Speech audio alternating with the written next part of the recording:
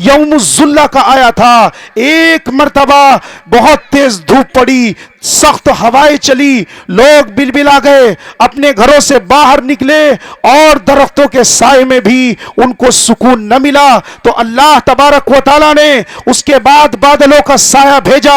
اور ٹھنڈی ہوائیں چلی۔ جب وہ ان بادلوں کے سائے میں آئے اور اپنے دل میں یہ تمنا لیے ہوئے تھے کہ اب بارش آئے گی، اب راحت آئے گی، بارش کے قطرے آئیں گے، اسی وقت اللہ تبارک و تعالیٰ نے آسمان سے کہا، اے آسمان، آج تجھے بارش کی بوندیں نہیں، آج تجھے پانی کے قطرے نہیں، آج تجھے بارش کا پانی نہیں، آج تجھے آگ کے شعلے اور آگ کے انگارے برسانے ہیں، اور اس قوم کو مجھے تباہ و برباد کرنا ہے۔ اس لیے کہ اس قوم کو حضرت شعیب سمجھاتے رہے، اوفوا الکیل والمیزان بالقسط،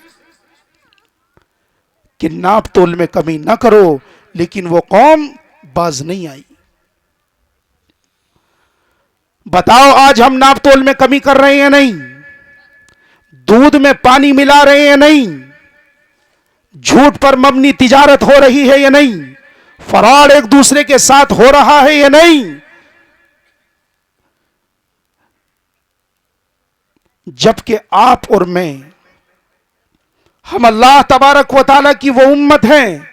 جسے اللہ تبارک و تعالیٰ نے امامت کے لیے بھیجا تھا،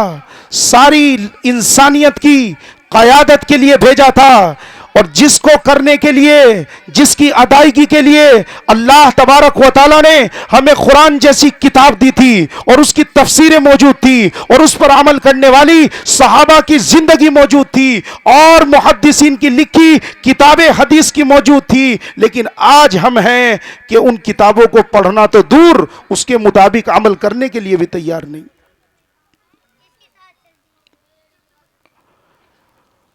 ان برائیوں میں سے ایک خاص برائی جو میں کئی دنوں سے لگاتار بیان کر رہا ہوں، وہ ہے ہمارے معاشرے میں شراب کا رواج، نشے کا چلن۔ آج ہمارے بچوں کے ہاتھوں میں شراب کا جام کس نے دے دیا؟ اسنیک کی پڑیا کس نے دے دی؟ جبکہ اللہ تبارک و تعالیٰ نے اس امت کو ان برائیوں کے خاتمے کے لیے بھیجا تھا، لیکن آج ہمارا کوئی شہر، کوئی قصبہ، کوئی گاؤں، بلکہ کوئی بستی ایسی نہیں کہ جہاں ہمارے بچوں کے ہاتھ میں شراب کے جام نہ ہو، بس اس کے نام بدلے ہوئے ہیں۔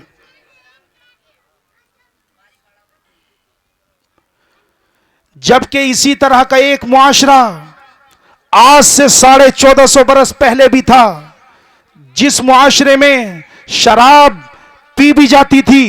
شراب پلائی بھی جاتی تھی،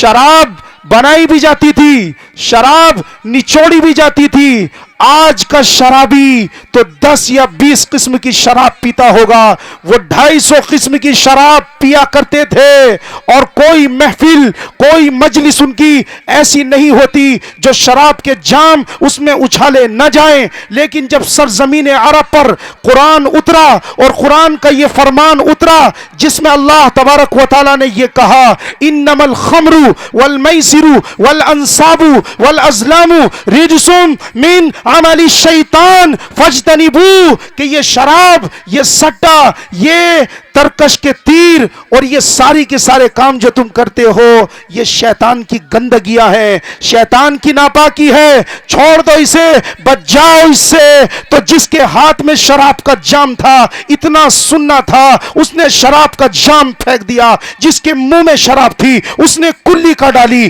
جس نے حلق سے نیچے اتار لی تھی اس نے 2 انگلی اپنے منہ میں ڈالی، اور بدن کے اندر پہنچی ہوئی شراب کو اس نے باہر نکال پھینکا۔ مفسرین نے لکھا کہ اس زمانے میں سرزمین عرب پر شراب کے اتنے مٹکے توڑے گئے، اتنے مشکیزیں پھاڑے گئے، اتنی ٹینگیں الٹی گئی، اور اتنے برتن راستے پر لا کر پٹکے گئے کہ 1 سال کے بعد جب بارش کا سیلاب آیا، اس کے بعد بھی سرزمین عرب سے شراب کی بدبو آ رہی تھی، بچ گئے اس سے۔ اس لیے کہ اللہ تبارک و تعالیٰ نے قرآن میں فرمایا کہ یہ حرام ہے۔ مفتی صاحب تشریف فرمائیں، مولانا ساجی تشریف فرمائیں، دیگر علماء تشریف فرمائیں، ان کی موجودگی میں کہہ رہا ہوں، اللہ تبارک و تعالیٰ نے جس طرح مسلمان کے لیے بہتا ہوا خون ناپاک قرار دیا ہے، حرام قرار دیا ہے، بتاؤ مجمع میں کون ہے جو بقرعید کے موقع پر جانور کی گردن سے بہتا ہوا خون ایک گلاس بھر کر پینے کی ہمت کر سکتا ہو؟ اسی طرح اللہ تبارک و تعالیٰ نے قرآن کریم میں خنزیر کو حرام قرار دیا ہے۔ بتاؤ تم میں سے کون ہے جس کو کتنا ہی بڑا تقاضا کیوں نہ ہو اور وہ خنزیر کا گوشت تناول کر سکتا ہو؟ بتاؤ تم میں کون ہے جو مردار، جو اپنی موت جانور مر گیا اس کا گوشت کھا سکتا ہو؟ نہیں کھا سکتا، کبھی نہیں کھا سکتا۔ اگر مسلمان خنزیر نہیں کھا سکتا، اگر مسلمان بہتا ہوا خون نہیں کھا سکتا، پی سکتا، اگر مسلمان مردار کا گوشت نہیں کھا سکتا، سڑا ہوا کتا نہیں کھا سکتا، تو اسی طرح اللہ تبارک و تعالیٰ نے اسی قرآن میں شراب کو حرام قرار دیا ہے، یہ بھی سڑے ہوئے کتے کی طرح حرام ہے، پیشاب کی طرح حرام ہے۔ تو بتاؤ کہ مسلمان اس کو اپنی زبان پر کیوں کر رکھے؟ نہیں رکھنا چاہیے۔ لیکن آج ہمارا معاشرہ شراب کی آماج کا بن گیا۔ 12 سال کے بچے، ان کے ہاتھ میں شراب کے جام ہیں، 15 سال کے بچوں کے جیب میں اسنیک کی پڑیا ہے، سگریٹ کی ڈبی ہے، اور وہ پورے دن اپنے باپ کی دولت دھوئے میں اڑاتے ہوئے، اپنی صحت کو برباد کرتے ہوئے اور تعلیم سے پیچھے ہٹتے ہوئے ہمارا یہ معاشرہ آگے بڑھ رہا ہے۔ اس لیے ضرورت ہے اس بات کی کہ ہمارے معاشرے کے وہ لوگ جو خود یا کسی کے بہکانے سے یا پھر وہ محنتیں جو پردے کے پیچھے ہو رہی ہیں ان کی وجہ سے اس کی زد میں آ گئے، وہ توبہ کریں، کیونکہ آج کل باقاعدہ اس کاروبار کو آگے بڑھانے کے لیے بندے لگے ہوئے ہیں جو اسکول کے اندر، اسکول میں پڑھنے والے بچوں تک نشہ مہیا کرا رہے ہیں، لوگوں کو نشیڑی بنا رہے ہیں تاکہ وہ ان کے کاروبار سے بھی کمزور ہوں اور اسی طرح ان کے جسمانی طاقت بھی ختم ہو جائے اور وہ تعلیم میں پیچھے چلے جائیں۔ اس لیے کہ بہت سارے لوگ آج مسلم نوجوانوں کو تعلیم میں آگے بڑھنا دیکھنا بالکل پسند نہیں کر رہے ہیں۔ جو لوگ آج اس مجلس میں ارادہ کریں گے تو وہ کان کھول کر سن لیں، اپنے ذہن کی تختی پر یہ بات لکھ دیں، وہ حور، ہاں وہ حور جو اپنی کلائی اس دنیا میں ظاہر کر دے تو یہ سورج شرما کے پیچھے چلا جائے، یہ چاند کی چاندنی اس کے سامنے ماند پڑ جائے، ستاروں کی روشنی اس کے سامنے گل ہو جائے۔ ان روشنیوں کی، ان چراغوں کی تو حیثیت کیا ہے؟ وہ حور اس نوجوان کے پاس مرتے وقت آئے گی جس نے کبھی اپنی زبان کو شراب کے نشے سے گندا نہیں کیا ہوگا، جس نے اپنے دل کو میلا نہیں کیا ہوگا، جس نے اپنی زبان کو بدبودار نہیں کیا ہوگا، وہ شراب طہور لے کر آئے گی اور آگے بڑھ کر کہے گی میرے محبوب یہ ہے وہ شراب جو اللہ تبارک و تعالیٰ نے تیرے لیے تیار کی ہے، لے ذرا تو اس کو پی، اس کو پینے سے نہ تیری عقل جائے گی اور نہ تیرے سر میں درد ہوگا۔ تو جنت کی حور موت کے وقت ان کو آ کر شراب کا جام پیش کرے گی، اور یہ تو آخری درجہ ہے۔ بہت سے لوگ وہ ہوں گے جن کو فرشتے پلائیں گے، غلمان پلائیں گے، وَيَطُوفُونَ عَلَيْهِمْ وِلْدَانٌ مُخَلَّدُونَ اِذَا رَأَيْتَهُمْ حَسِبْتَهُمْ لُؤْلُؤًا مَنْثُورًا، اور وہ غلام کالے پیلے نہیں ہوں گے بلکہ وہ دیکھنے میں چمکتے ہوئے ستاروں کی طرح اور دمکتے ہوئے موتیوں کی طرح ہوں گے جو نوجوانوں کو شراب کا جام پیش کریں گے۔ ایک آخری، ایک فرسٹ درجہ ہوگا، اور یہ فرسٹ درجہ کس کو ملے گا؟ یہ فرسٹ درجہ ان کو ملے گا جنہوں نے کبھی بھی اپنے ہاتھ میں شراب کا جام نہیں اٹھایا ہوگا، جنہوں نے کبھی بھی اپنی ناک سے نشہ آور چیز کو سونگا نہیں ہوگا، جنہوں نے کبھی بھی اپنے بدن میں نشہ آور چیز کو داخل نہیں کیا ہوگا، تو فرسٹ درجہ ان لوگوں کو یہ ملے گا، وَسَقَاهُمْ رَبُّهُمْ شَرَابًا طَهُورًا۔ اللہ تبارک و تعالیٰ کہے گا غلمانو تم ہٹو، فرشتوں تم پیچھے چلے جاؤ، اس لیے کہ یہ اللہ تبارک و تعالیٰ کے مہمان ہیں، ان کو شراب کا جام خود اللہ تبارک و تعالیٰ پیش کرے گا۔ سوچو اگر کسی آدمی کی مہمان نوازی بادشاہ وقت کرے، کتنا بڑا مقام ہے، خود اللہ تبارک و تعالیٰ ان کی مہمان نوازی کرے گا، اور وہ شراب بھی کیسی ہوگی، ختامہ مسک، اس پر مشک کی مہر لگی ہوگی۔ ایسی شراب نہیں کہ اگر ڈھکن کھول دو تو پوری بستی بدبودار ہو جائے، نہیں، وہ ایسی خوشبودار شراب ہوگی۔ اس لیے آج کی اس محفل میں بس میں یہ کہنا چاہتا ہوں،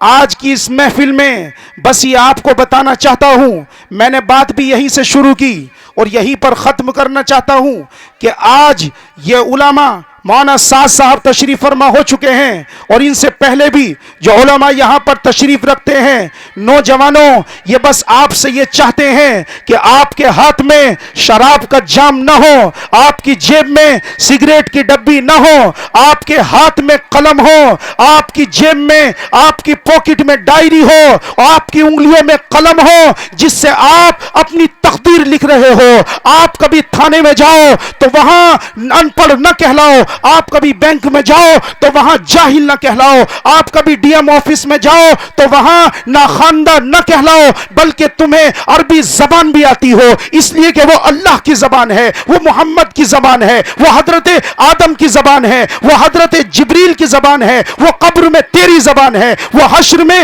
تیرے والدین کی زبان ہے، وہ جنت میں تیری زبان ہے۔ اس کو تو اس لیے سیکھ کہ اس میں اللہ کا قرآن ہے، اس میں علم حدیث ہے، اس میں علم فقہ ہے، اس میں علم تفسیر ہے، اس میں علم عقائد ہے، اس میں علم کلام ہے، اس کو تو اس لیے سیکھ۔ لیکن تجھے جس طرح عربی زبان آنی چاہیے اسی طرح تجھے انگلش بھی آنی چاہیے، اس لیے کہ وہ آج کی حکومت کی زبان ہے، وہ آج کی سلطنت کی زبان ہے، وہ آج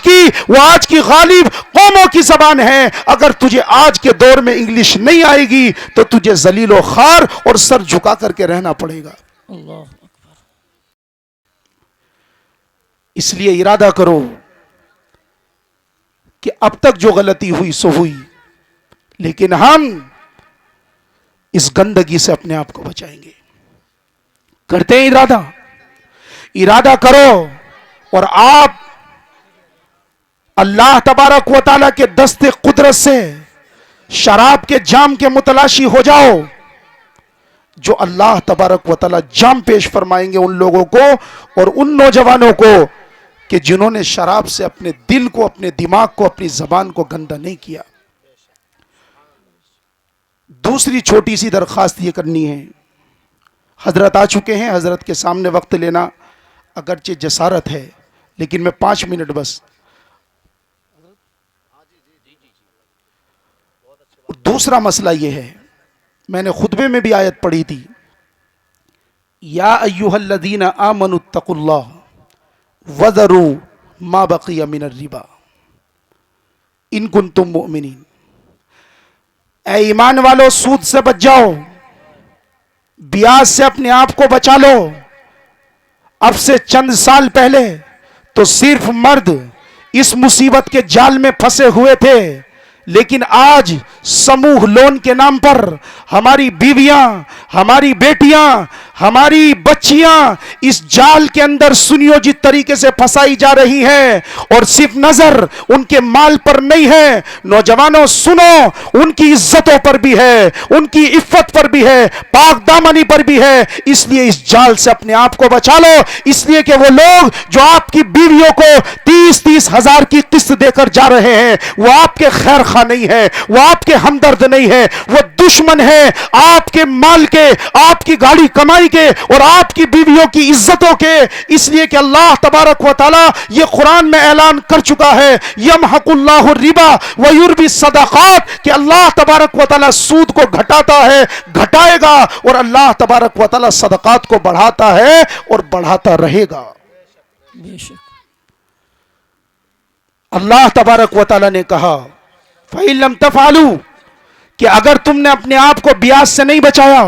سود کی قسطوں سے نہیں بچایا، اور تم سموہ لون کے جال میں پھنستے رہے، تو اللہ تبارک و تعالیٰ نے کہا جو گھروں میں مائی بہنیں سن رہی ہیں وہ بھی سنیں، جو پردے کے پیچھے سے سماعت کر رہی ہیں وہ بھی دل کے کانوں سے سنیں کہ آپ اپنے شوہر کی مدد کے لیے، اپنے باپ کی تعاون کے لیے جو یہ قسطیں لا کر اپنے گھر کو برباد کر رہی ہو، اللہ کا یہ فرمان سنو۔ اللہ تبارک و تعالیٰ نے کہا فَإِن لَمْ تَفْعَلُوا فَأَذَنُوا بِحَرْبٍ مِّنَ اللَّهِ وَرَسُولِهِ، کہ اگر اس کو سننے کے بعد بھی کوئی سود سے پیچھے نہیں ہٹے گا، بلکہ وہ سود لیتا رہے، بیاج دیتا رہے اور لکھتا رہے، ضامین بنتا رہے، اللہ تبارک و تعالیٰ نے کہا کہ اس کا اللہ اور اس کے رسول سے اعلان جنگ ہے، اور جس کا اللہ سے اعلان جنگ ہو جائے، بتاؤ اس کی کمائی میں برکت کہاں سے آئے گی؟ اس کے گھر میں برکتوں کا نزول کہاں سے ہوگا؟ جاؤ ساری دنیا کے مفتیوں سے اور مولانا سے، عالموں سے فتویٰ لے لو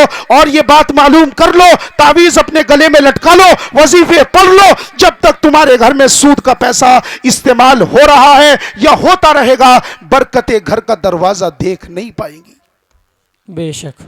اس لیے دوسرا ارادہ یہ کرو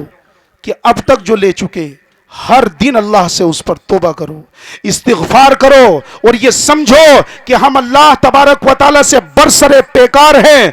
جنگ کے محاذ پر ہیں، اور اللہ سے آج تک کوئی نہیں جیتا۔ اللہ کے مقابلے پر جو آیا، اللہ نے کسی کو پانی میں ڈبو دیا، کسی کو دھرتی میں دھسا دیا، اور کسی سے مچھر سے اس کی مرمت کرا دی، کوئی اللہ سے جیت نہیں سکا، تو ہم تو کس کھیت کے بتوا ہیں؟ بے شک اس لیے اس گناہ سے توبہ کرو، اور اب تک جو قسطیں لے چکے ان کو بھرو، اور بھرنے کے بعد جان چھڑاؤ، اور پکا ارادہ کر لو یہ سوچ کر کہ سور کی بوٹی میں اور سود کے پیسے سے کمائی ہوئی روٹی میں کوئی انتر نہیں ہے قرآن کی نظر میں۔ بے شک اس لیے کہ خنزیر بھی قرآن کی نظر میں حرام، اور سود کا پیسہ بھی قرآن کی نظر میں حرام۔ سب نیت کرو کہ انشاءاللہ ہم ان دونوں باتوں پر عمل کریں گے۔ اللہ تبارک و تعالی ہم سب کو کہنے سننے سے زیادہ عمل کی توفیق عطا فرمائے۔ وآخر دعوانا الحمدللہ۔ زمانہ بڑے شوق سے سن رہا تھا،